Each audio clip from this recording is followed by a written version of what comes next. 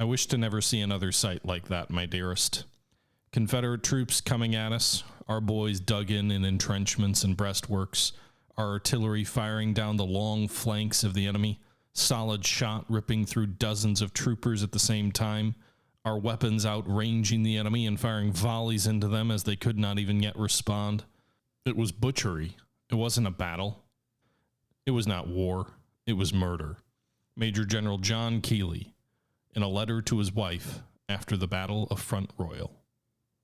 Hello everybody, it's the Historical Gamer once again, and today we're returning to Grand Tactician, the Civil War, a upcoming strategy and war game that takes place in the American Civil War, where you play as either the Union or the Confederates, and you're basically in charge of raising armies, assigning commanders, equipping armies with weapons, and then when armies do run into each other, you actually get to fight the battles tactically on a tactical map. So it's a really ambitious Civil War game, trying to be sort of all-encompassing. There's been a fair number of Civil War games that look at the strategy side, games like Age Odd Civil War 2. There's been a fair number of tactical Civil War games that look at sort of the tactical side without a ton of strategic level decisions outside of maybe army management. Games like Ultimate General Civil War, Ultimate General Gettysburg, Scourge of War, Gettysburg, those types of games. But there's not been a lot of games that have tried to merge the two, and that's what this game is.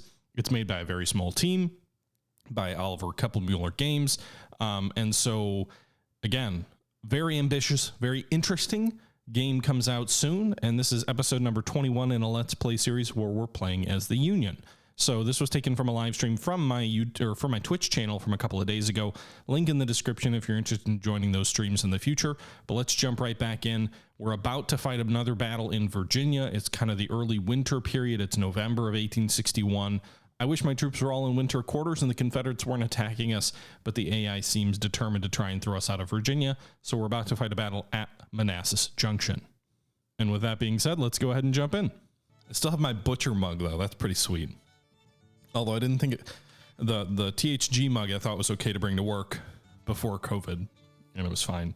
But I'm not so sure about, like, a butcher with a bloody knife on it may not be a mug appropriate for work. So I never brought that one. Hey, Captain Flack, how you doing? All right. I don't know what happens when you reduce a fort to 0, by the way. Do you, like, take the fort over for yourself? Does it surrender to you? How does that work? I guess we'll find out soon. Also, I'm curious. Does using up a bunch of ammo on your warships count toward artillery ammunition? Or, like, what's the ammo type? I'm assuming artillery ammo, because that has to be produced. So, like, does constant bombardments, will that drive up the cost of artillery? I'm not sure.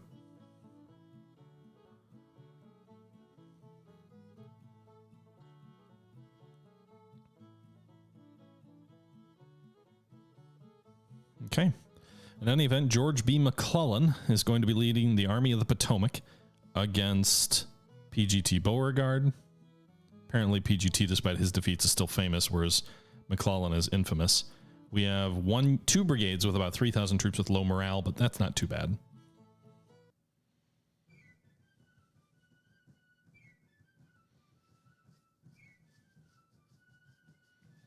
I'm just curious as far as the game's concerned, Adius, because I haven't seen naval artillery. I've only seen there's artillery ammo and then there's small arms ammo, and I don't think there's a good for artillery ammo.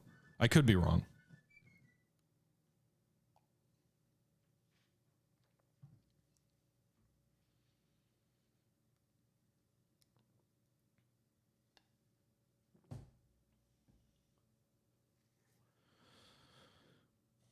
Okay, so Beauregard's coming with about 18,000 men and 26 guns.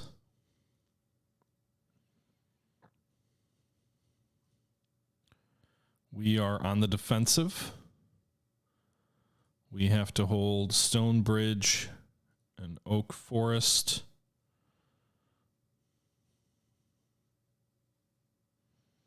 Presumably the enemy is coming from over here near McLean's Ford. So actually, I think we're going to have a pretty damn historical Battle of Manassas here. We're going to probably deploy troops behind each ford and then some divisions on these heights to the south near New Market. I do say. All right. So, artillery.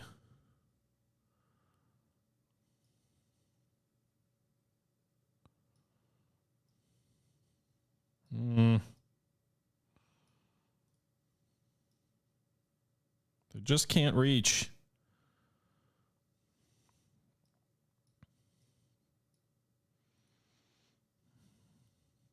All right. Well, if they're going to come up the stone bridge at us, they probably won't. They'll probably cross the ford here and then come up from the south. That would be my guess.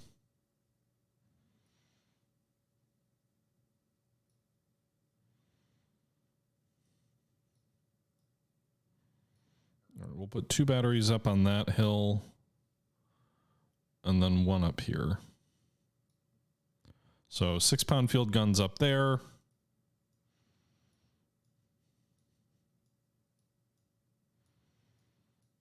Come on, get on top of the frickin' hill. Part of the problem is there's a damn house there. All right. So we have 12 12-pound Napoleons, 13 24-pound howitzers, and 13 6-pound field guns. Those are all deployed. I'm going to take, I think we'll leave the cavalry for the moment. Shanks' first division has 5,800 men, 5,800. Okay, so they're all pretty even in terms of divisional strength. Let's deploy Hunter's division in a single line down here on whatever this hill is.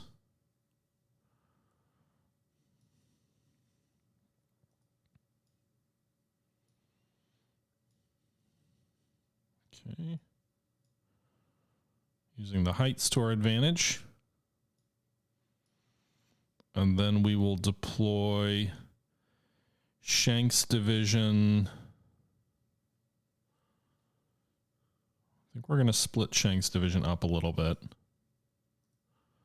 we're going to put Burnsides on Lewis Ford.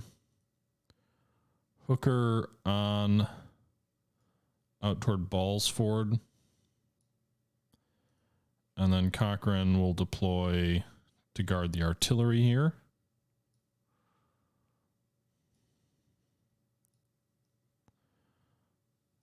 Okay. And then the next division under Runyon will deploy up near the Stone Bridge.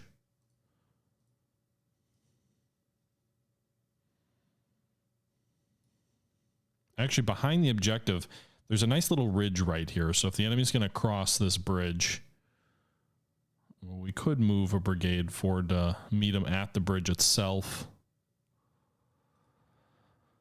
And then Buford, you're kind of our reserve, mainly just to tell us where the bad guys are coming. You also do have some artillery. So I'll deploy those 6-pound guns here.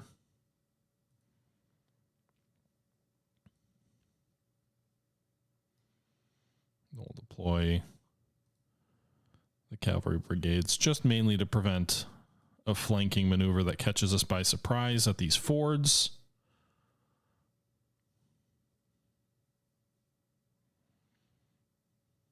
And you'll guard the flank down by this road.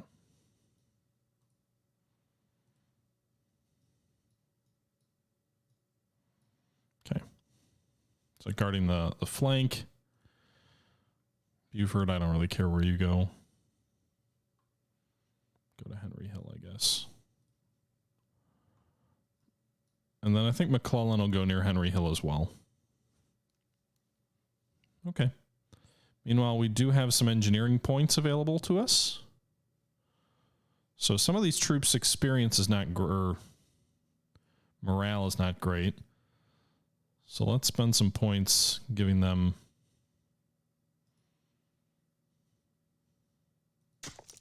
some entrenchments to hide behind.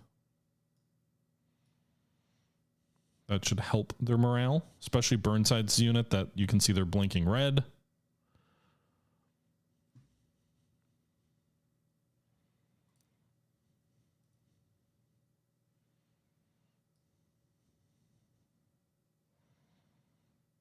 We're just going to build a giant trench here along the stone bridge section here. So we'll have a nice giant entrenchment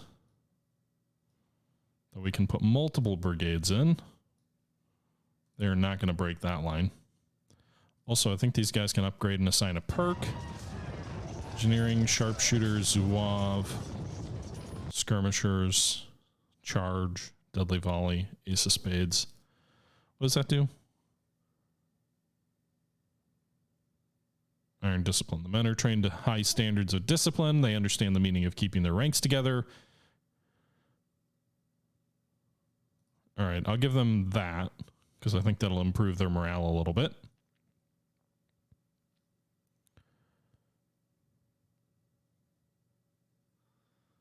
Okay.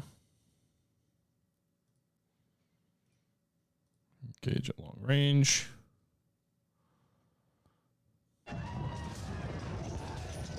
Thanks for the follow, Nebuchadnezzar and Terkalan.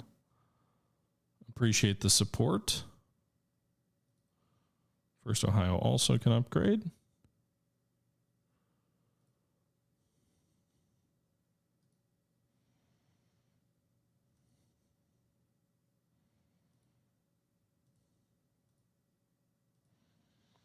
Range combat is the key. Iron discipline is the game.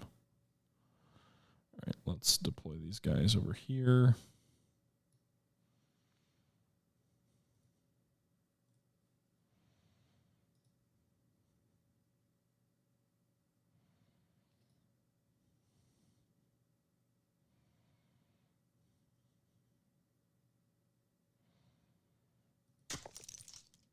Oh, did I mess it up? Well, they stayed there anyway.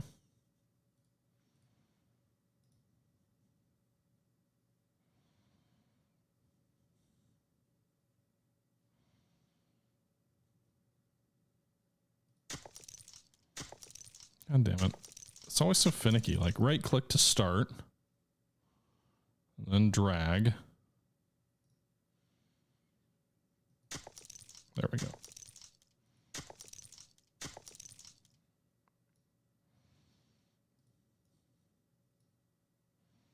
All right, so all these troops are in trenches here. Everybody should have long range. I should just issue the order at McClellan's headquarters. So good trenches for these boys. These boys. Hooker's going to advance, so I don't necessarily want him in trenches. We're going to advance him up toward here. Nice thick-ass trench line by the stone bridge.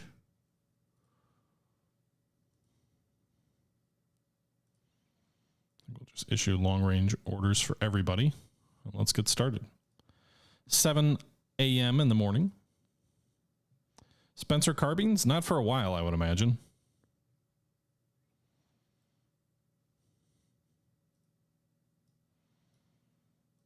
Okay, maybe we'll build parapets over there. I'm not sure.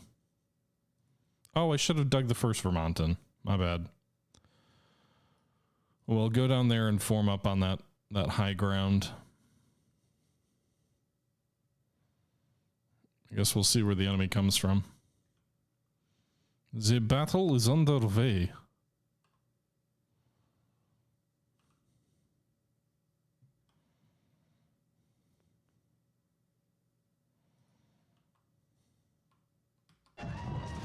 Okay.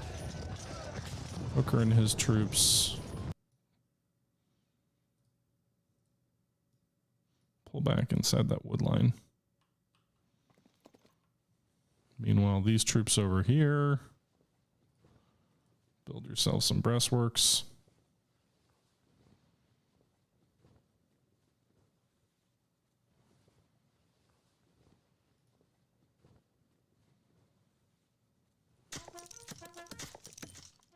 Okay.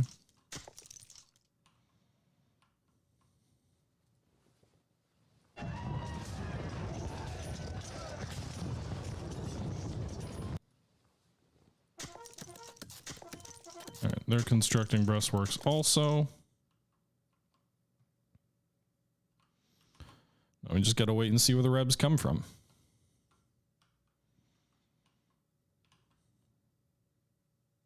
So we're guarding all the fords, guarding the stone bridge, and holding the objectives. Dutch Mutt, thank you for the follow. Eric Elder, thank you for the follow as well. All right, so now we just got to give it a little bit of time and see if the Rebs come up at us. Presumably they will.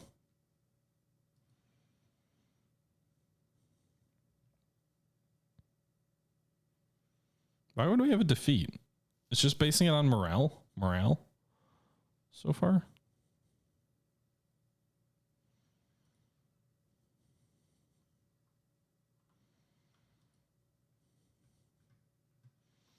Well, you finished your breastworks. Maybe you should take position behind them.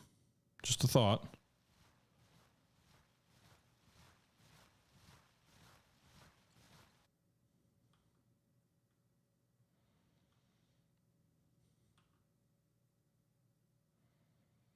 Where, oh, where are the rebels? Where, oh, where could they be?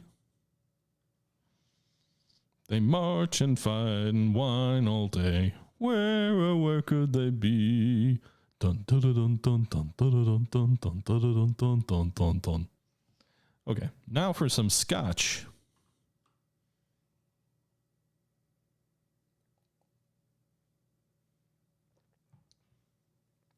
No, Adius, the breastworks are not backwards. It doesn't really matter anyway. Like, it's giving me the credit and they're facing the right direction. So it doesn't matter what direction the breastworks are. Just like I've had units in trenches facing the opposite direction of which they were constructed, and it really didn't matter.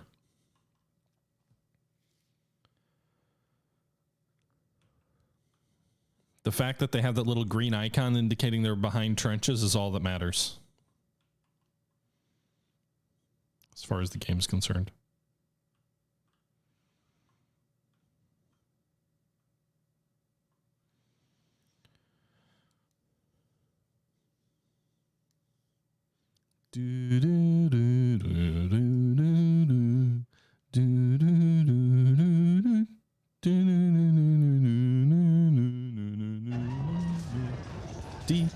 DMCA. Okay. I wish there was like the times 10 speed doesn't seem fast enough for these initial, like, you gotta wait.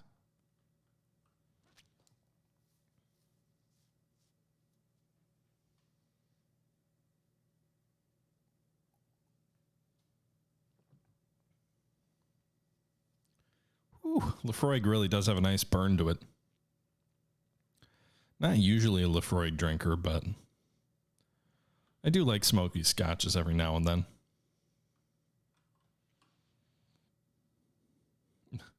Yeah, Adius, although I'm sure the AI would say the same thing about me when I'm attacking and they're defending.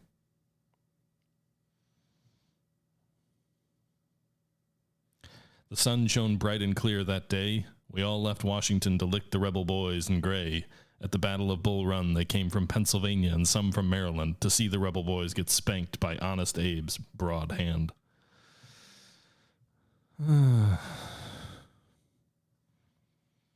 It does look like it is sunny. Sunny and 44 degrees Fahrenheit. This is the optimal weather for war. Visibility is good and conditions are tolerable. There they are, boys. Clayton Sr. They're moving up toward the stone bridge. Ha! Yes, move toward these trenches. Good luck, boys. Looks like there's a ford south of there. We just got a glint of their bayonets as they moved past Ball's Ford. Wingo's brigade now as well. Oh, yeah. I remember the first time I think it was Lagavulin. Oh, shit. Well, they're all over the place. Okay. I guess it's a good thing we deployed the way we did. Oh, man, we wrecked the South Carolina artillery. We ambushed them. They were coming up this road and just... Good job, 1st New York.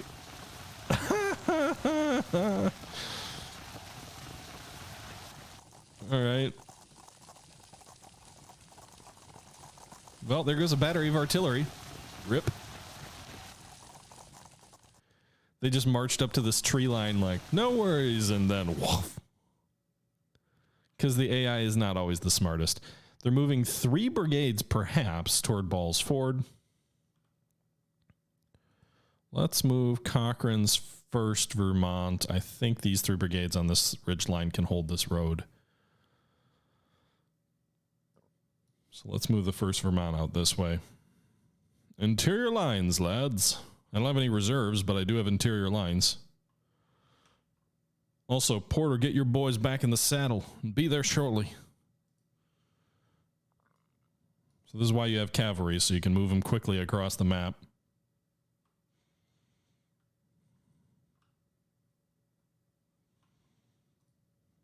Aren't you guys marching in column?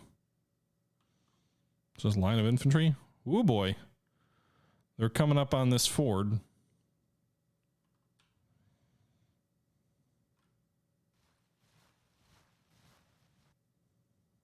The good thing is I've got rifle. These guys are Springfield rifled muskets. So they've got good ammo. Or good range.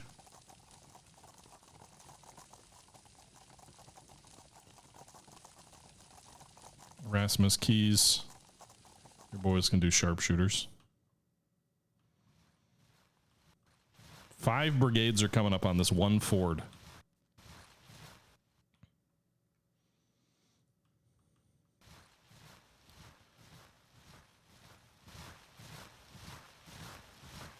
All right, where does Hooker's line extend to?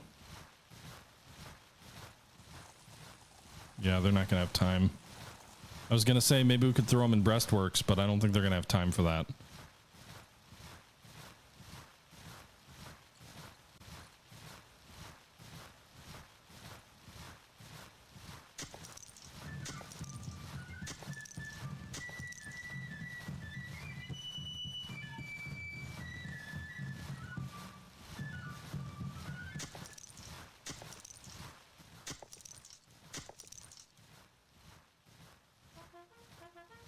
Well, they're going to construct breastworks if they can. If the enemy will give them time.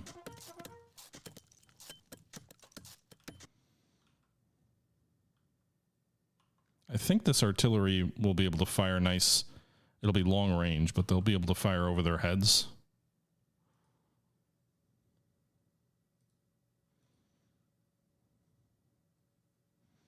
Let's move the Napoleons up, actually. I think they'd be nice firing into the flank at close range. 40 is beach weather. Well, it isn't 40 Celsius. It's 40 Fahrenheit, remember.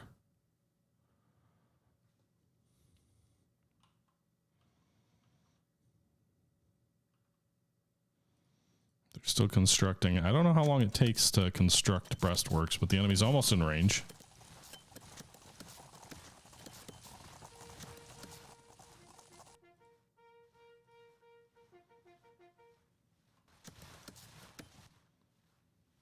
Nobody appears to be firing. Good God, that's a lot of troops.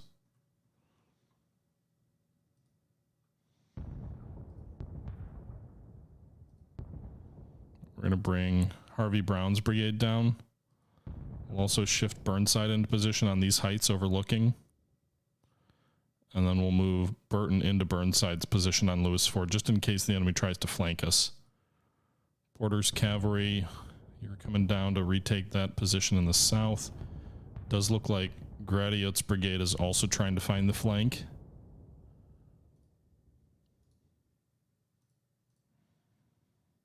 Mount up, boys.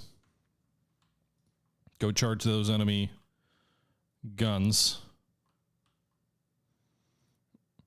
All right, the 12-pound Napoleons are firing into their flank.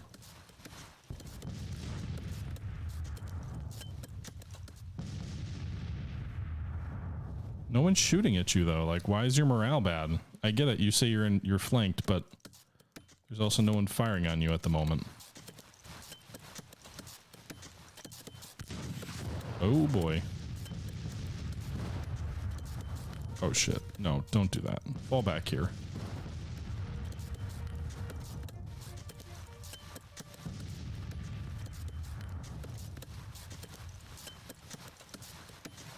Taken 1 casualty. Relax, Hooker. Relax. You didn't get hit upside the head by a cannonball yet.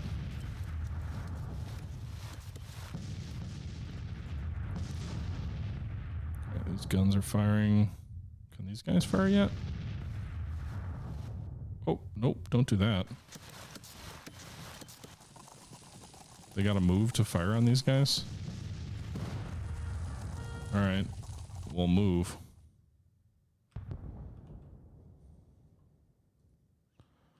Get the horse artillery down here. I'm trying to consolidate all my artillery into one position.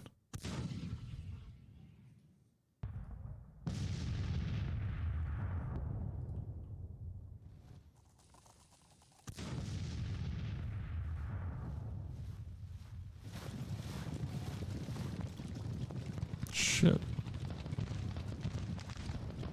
Don't do that. Just fall back.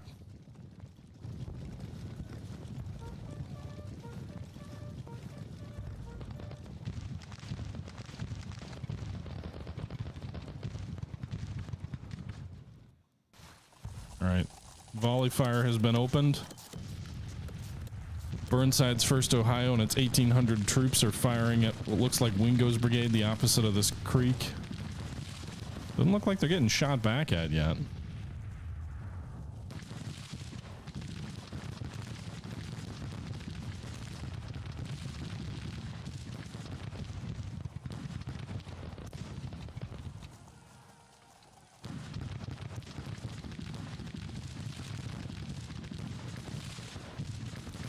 Okay, so these guys are all laying down.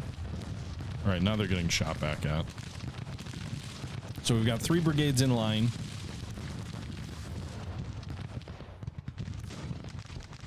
Where's good old General McClellan? Little Mac, go see where the action's at. Is it really just these 2 brigades on this flank? Oh god, Cavalry, what are you doing? Get the hell out of there. Oh, you sent Gradient's brigade into a pell-mell retreat? Well, shit, boys. Give him a good old charge. Alright, let's just engage these guys. Let's try and drive these brigades off to free up more troops to shift toward the enemy.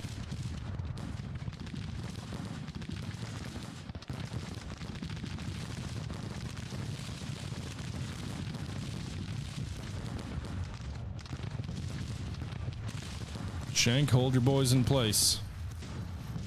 Breckinridge is coming across the river. Wingo's already lost over 300 men on the opposite side. Burnside's boys aren't terribly thrilled. What are you doing, 1st Vermont? Burnside's is pulling back. Okay. Oh shit, that's why these guys are switching place? Okay, I don't think I told you guys to do that, but if that's what you want to do... I'm very confused. Troops up to form a reserve. Henry Burton, you come up as well. The enemy's trying to cross a creek at a narrow ford. They're asking for trouble. Theodore Runyon, 2 of your brigades are deploying over here, so get your men forward.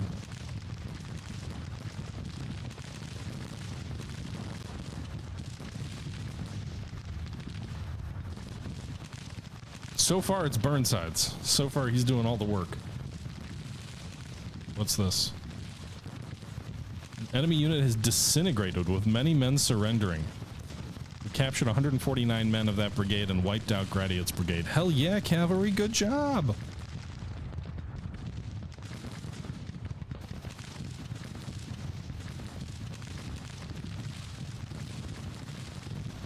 Good job, boys. Actually, why don't you halt? Don't charge again. I don't want you surrendering.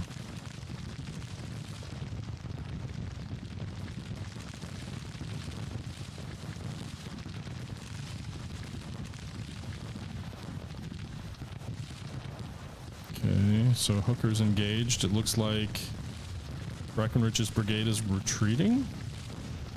How did they only have like 300 men left? What is that brigade doing? Longstreet. I think this is the first we've seen of Longstreet. Longstreet's detachment here. His skirmishers are across.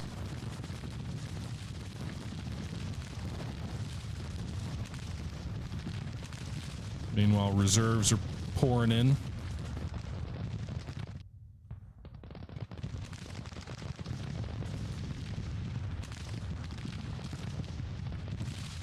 so we drove those skirmishers back.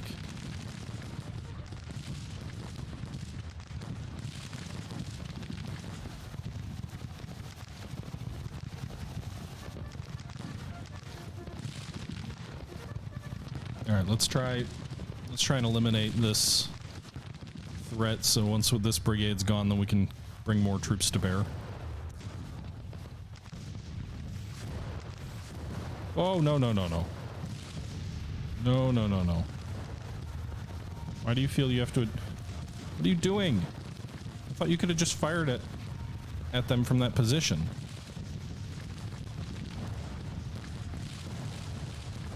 Not advance over open ground.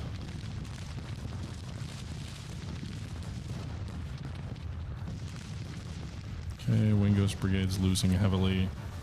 Some of these enemy brigades are staying on the opposite side of the creek.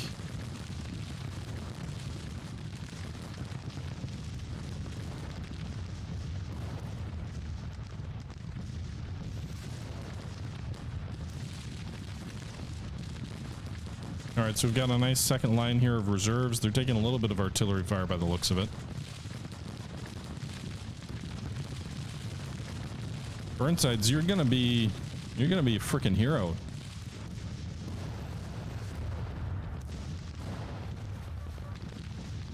Doing most of that work. Yeah, Hooker, what are you doing, Hooker? You're crazy. All right. Butler's brigade is now, I mean, this is just textbook don't do this. This is like Ball's Bluff. You get one small unit across the river and then you're kind of overwhelmed. All right, so we're go hunt these guys down. Open terrain, hell yes, brother. Go charge these guys. See if you can wipe this unit out. Porter's men. Charge! Fitz John Porter, a cavalry charge. Sabers out. 1,300 troops in the South Carolina State Militia. In melee, boys.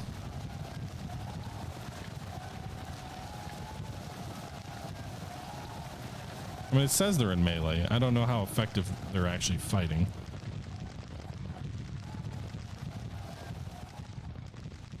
Looks like Sem's brigade. So they did move more troops to the south here. They brought at least one more brigade that way. South Carolina artillery has withdrawn.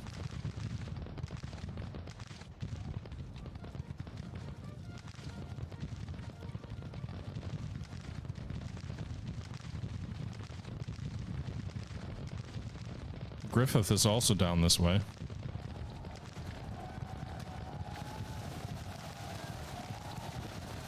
Could they just surrender already? Like, the enemy's retreating? Okay. So we've defeated them. They couldn't get enough troops across the river at us. I don't really want to pursue them across.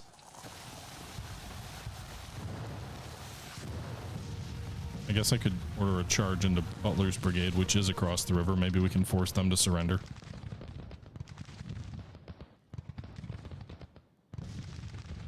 But we did force one enemy brigade to surrender. That's a first. Oh my god. These guys are just... They must be deserting or something, because look at all these dead bodies. They're just sabering him to death. There's only 500 men left. Hell yeah, brother. Hit him. Oh, the humanity.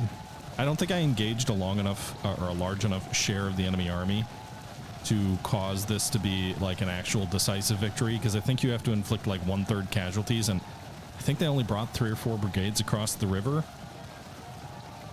and then the 2 brigades in the south. But like manpower wise, I don't think this is anywhere near enough.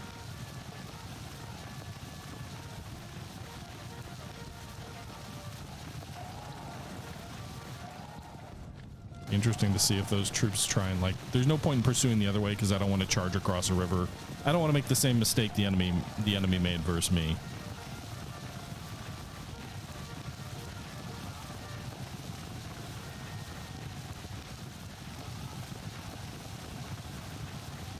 All Alright, so the one thing that may save the 200 or so men left in this brigade is just exhaustion.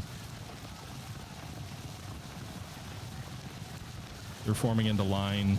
They may get some volleys off. Meanwhile, to the north...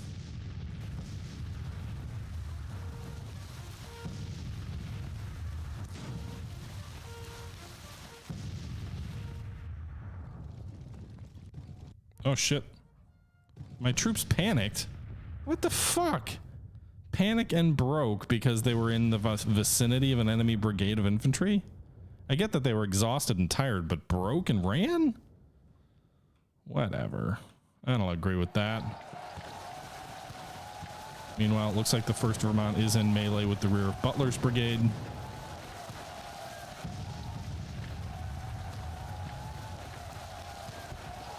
So this should be a nice little victory. We'll speed things up. Still 20 more minutes of pursuit.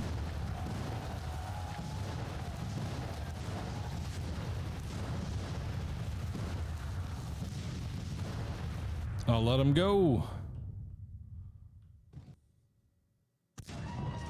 Yeah, right. Lone 3 Ranger 3007, thanks for the follow. Minor federal victory. The Confederates lost 5,000 infantry, 25 guns, 5,200 men of their 19,000. We lost just 1,000. 287 cavalry, though. So do our cavalry commanders lose face again because of dumb reasons?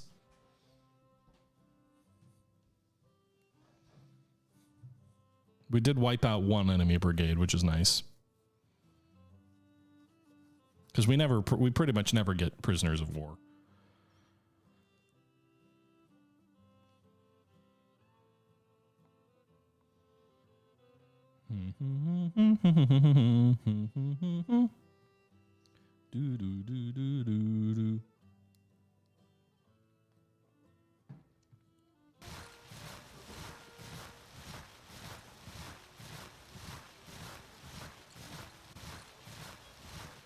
All right, so the enemy lost 109 killed, 164 captured, presumably even more deserters. We lost 169 killed, 146 captured, the rest wounded. So that's a pretty sizable victory there for yours truly.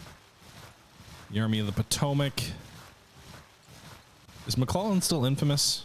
He seems to be. I'm going to keep him in command. I don't care if he's defamed. Like, this guy has won victory after victory. He had one defeat, and apparently that one defeat is all it takes for him to be infamous. But you can see his stats keep going up. He's a level 3 leader. He's a level 3 administrator. He is a level 1 cunning and level 1 initiative. So some of that stuff hasn't changed, but it looks like his stuff is generally trending up. Shank, meanwhile, level 5. He is legendary. Hunter, Runyon, Hunt. Buford is not bad, but he's defamed also.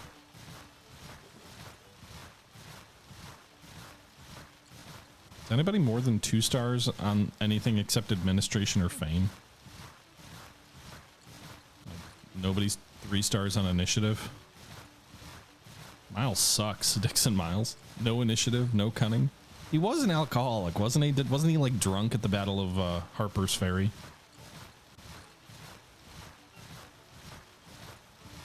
He's got 3 experience stars, by the way. We've got, I think that's our first officer with 3. Him and Burnsides, I think. Burnsides has no initiative or cunning either. That's a little unfair. I would call Burnsides cunning. The crater was his idea, even if the execution was piss poor. Not entirely his fault, but certainly he was still responsible. And then also the Battle of Fredericksburg was a good idea. The pontoons just didn't arrive on time. Like, that would, to me, that would mean his administration was bad, but his cunning was good.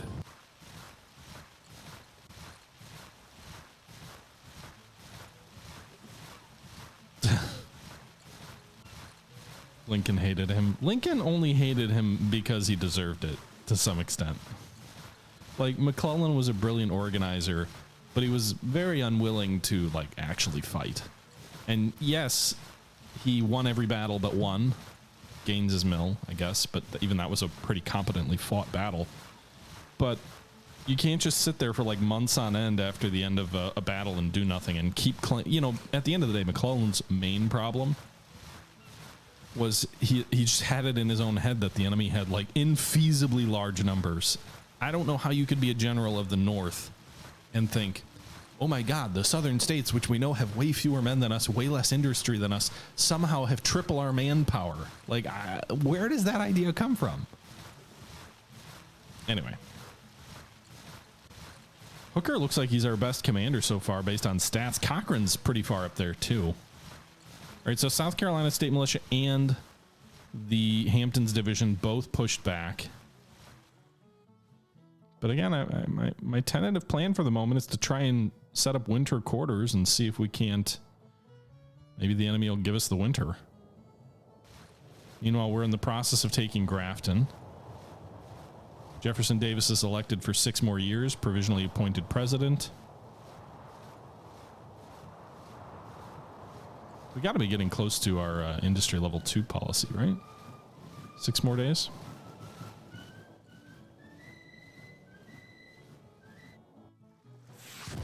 Oh shit, we just lost a ship, the Pawnee? Am I gonna get my fleet sunk? It says the fort condition's 4. Oh, you guys are... No, you're not out of ammo. What are you doing? Brigadier General Churchill has recovered. He's a division commander. He's pretty decent.